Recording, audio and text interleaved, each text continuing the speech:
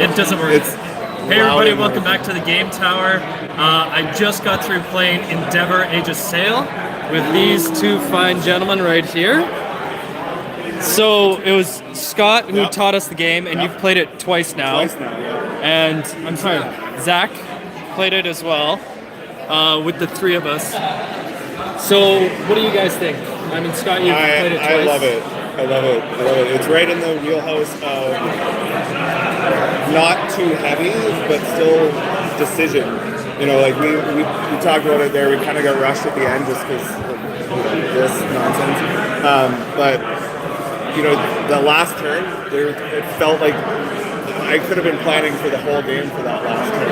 I didn't plan very well for that last turn, but I don't know. I love that it's simple decisions, but there's still depth to the decision. One of the things I really liked about it is the elegance. One of the things I really liked about it is the elegance. Like you mentioned in your teaching at the start, was that how elegant it was in that, although it was a little difficult to remember because the costs were different for the actions, but it was very much like just do these actions and then it compounds, you move up the tracks. A bit of an engine building kind of thing, area control a little bit. So. Very straightforward engine building, Looks real great. The artwork and the production is top notch.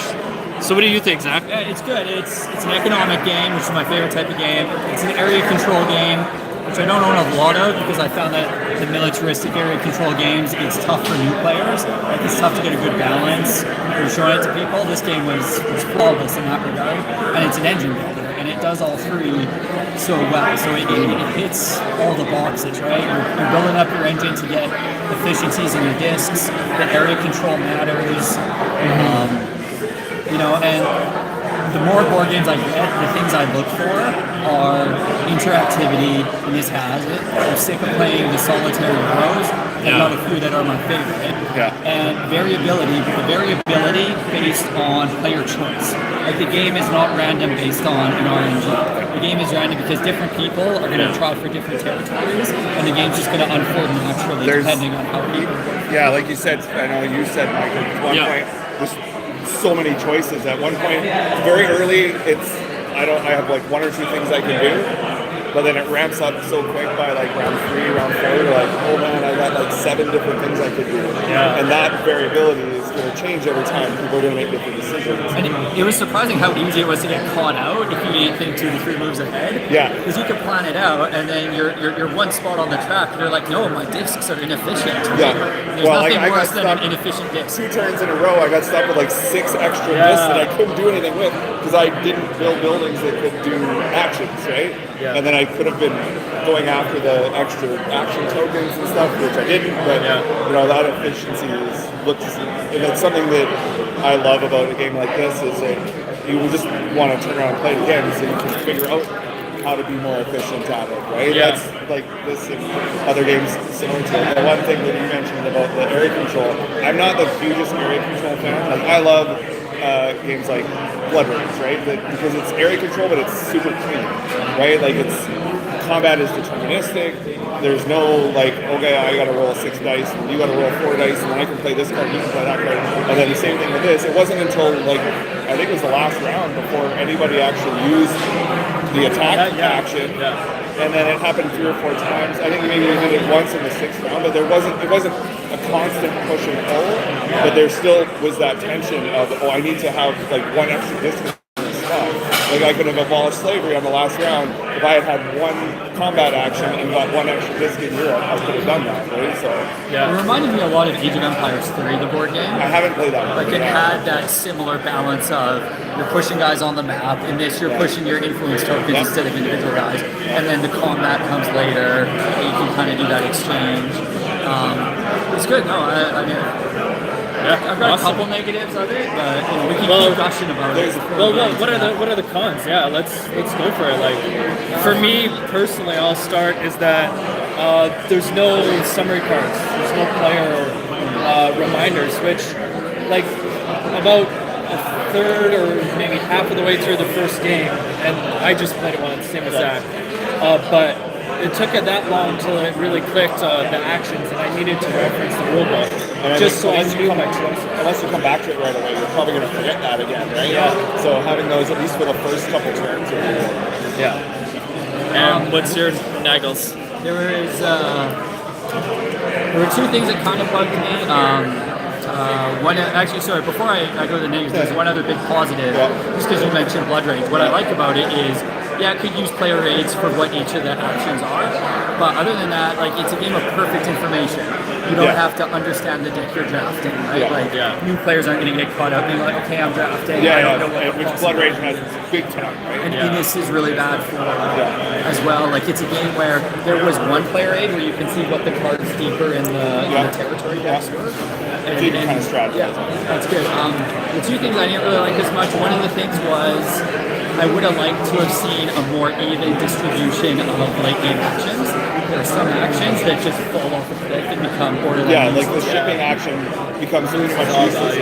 Yeah, you could massage that out a little bit, I think, in the rules design to make that a little bit better. So you don't be like, oh man, this double shipping action's really good, and then turn it half later. It's not. The second thing that kind of was iffy with me was the game that we played was great with the components. I feel like I'd feel a lot different on the game if we didn't have those nice indents and we didn't have the 3D components. That's the unfortunate of gaming nowadays, right? That's a big thing. It makes the game 10% better with 20% better with, like, grass, for example. If the poker chips is better than just the poker chips for like things like that. But as someone that's played Terraforming Mars, I know that, and Scythe, like, the huge difference between having those indents and those boards, and having them, like, Scythe gives in free with their boxes the indented boards.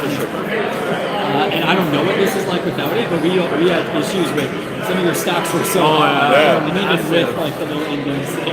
That was actually one thing where, like, it would be almost better if they were cardboard chips because they were thinner. But the wood looks so nice. Oh yeah, and the board does look so much better with the thicker wood tokens on it. But I wouldn't want to step back from the Kickstarter, but like what Zach was saying, and I'll just illustrate for the people at home here. These tracks that you move up on, this is the yellow tokens. They're the ones that set your abilities. This is for getting your markers. This is for returning your markers. And so without the Kickstarter extras, so here you go, Kickstarter. That's what we played with. Without all of those, the game would kind of lack a bit in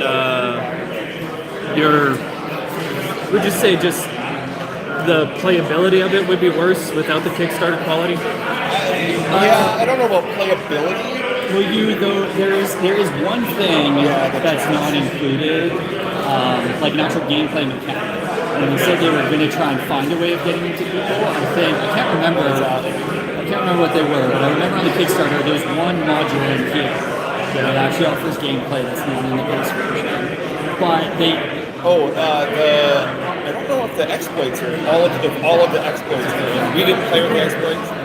Being the first play, they add a little bit more, complication to the game, but more options. Again, more options to do. They let you do different things, and there's 15 different ones, and they're all like entirely different, right? Like some of them let you do a different way to abolish the whole slavery thing, right? You would do the Underground Railroad, and then some of them are like the Spanish Run and stuff where you can do more shipping stuff with other. And that's where you said the shipping actions fall off. Is some of the exploits use the shipping action, so those might stay around a little longer but that's, again, it's random out of 3 out of 15 every time. So, but you can choose. So choose to use the same ones all the time. Well, that's exciting because we played like the basis version of the game, and seeing those exploits, like nice big cardboard, like has some narrative to it. Looks like they're very thematic. This game does have a good theme to it, I would say. Like, and the theme comes through. Some people think that it's a bit too honest with the theme. That's not a problem for me. Like, if you can get past Archipelago, you can get past this. Like, it's and that's the thing. People should know, I think, going into the game though, that there is that slavery theme, but there's actually a big paragraph about it in the rulebook and how they wanted to do justice with links to like the freedom.org or whatever the website that supports anti-slavery and all that kind of stuff. And I thought it was very done in the fact that this is a risk that you're taking, and at any time the bottom could just fall out from under you, and that could theoretically lose you the game. Yeah. Right? If you all of a sudden in one round have to drop a bunch of your stuff back down, and then you're losing points at the end to boot on top of that, and then you're like, oh crap, I gotta build that back up somehow. And then by late game, it's hard to build that back up because all the spots are filled up on the board. But, I like it a lot. And in our game, no one really went for slavery, right? Like I had one card. Some of us had one each, just for that early game. Boost. And then, like I said, if I had planned a little bit better, that would have gone away, and then that would have affected you a little bit more. But that's the game. That's it's why an you play interesting decision. Like you see that in video games a lot, where it gives you an amoral decision for a gameplay benefit, and lets you decide. Absolutely. And it's not trying to say this is okay. It's trying to like make you discuss the morality of it. It's like, you know what, people did this, and there was a benefit. It was very amoral, and we shouldn't do this. That happens in role-playing games. That happens. So and I think they handled it well. In that, like and typically all amoral or immoral decisions give you like an instant benefit or an instant gratification. And that's what Endeavour did, is that you get this instant buff, but it will hurt you later, right? And when you lose it, if you do lose it, like you lose it all. Right? You lose it all. And they didn't, it's just a deck of cards. And I don't think that their intention is to distill down the slavery and stuff. It's like, this is it. This represents that. You don't have to move cubes or representing people around the board or anything like that. It's just a deck of cards saying this is better off the start, but you might get hit in the butt for it later. So. And it's a nice improvement on the previous version, because in the previous version it was actual like brown cubes. That's nice. So it was a little bit distasteful. Whereas in this, it's very well done. No, I'm very happy with it overall. This is one a Kickstarter back that was a no-brainer. As soon as you started to see them hit some of those stretch goals, compare little plastic cannons to little cardboard token cannons and stuff, then it was a no-brainer at that point. And I think this is the one I was actually maybe behind Brass, was most anticipated to get this year. So I was very up and down with this one. So I saw the Kickstarter and thought I had to have it. And then the FOMO calmed down, because I saw it after the Kickstarter, so I had no chance to get it. I have to go to the secondhand market to get it. And then I'd come down and be like, no, do you really want it? Like, people aren't talking about it a lot. And then we played it, and now it's no. If I get a secondhand copy of the Kickstarter edition, this is a buy. This is in my collection, because it fits a niche. It's a Euro area control, engine builder, economic sin, all patched in together. There's not that many, like, other than Brass. And I mean, I still like Brass over this, but I like Brass over everything. There's few enough of these that it's not just a worker placement game that we already have 100 of. This fills a niche, it fills it elegantly, and even when you've got a big collection. The big thing is we keep comparing it to Brass, and I think it's a good comparison, because both of them are older games that have now been revitalized, right? And they're different enough, even from the same similar mechanic games and stuff that are coming out that are modern. These are almost better. For sure.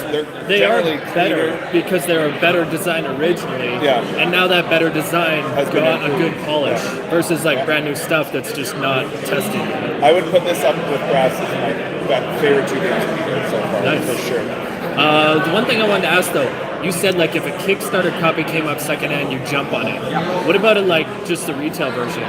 How? Depending on the price, I mean, at that point, I have to ask myself, am I just disappointed because of the loss of components? Now, before I played this, I was a definite Kickstarter or bust, just because of, again, going from just little wood things to 3D components. A lot of the miniatures really, really matter. The wood just look that much better. The player boards are good. So before today, it was a definite only Kickstarter. But now after playing it, I will still try 100% from the Kickstarter, and maybe I'm okay without it, because one of the things that it does good with your player board is, even though your victory, like all your tracker tokens might get moved around, you can audit your board at any time, because every point that you should be on that track is on your board. So it's just not show like, that. You can't really see it except for right down at the bottom here. Because at the start of each track, there's a circle, and right there is where you put the disc that you picked up from the board. Yeah. In terraforming Mars, your components fly everywhere. You're not rebuilding. Yeah. How much you go? But yes, all you have to do is count up your buildings, count up your discs, and you're like, okay, I should have been at 13, 11, 4.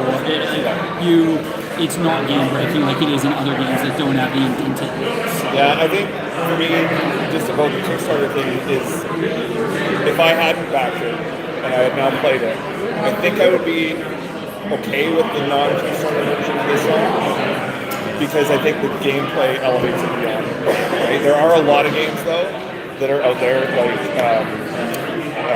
Rising Sun would be a good one. Right? It's a good game. It's not an amazing game. And to me, it's not quite as much fun without all the Kickstarter components, because it elevates the game, whereas the game doesn't outweigh but all community around games are about dimensions and components. If you want to put it on a scale, like Rising Sun is a game I wouldn't consider without the Kickstarter. Yeah. I played it, I don't intend to buy it. Yeah.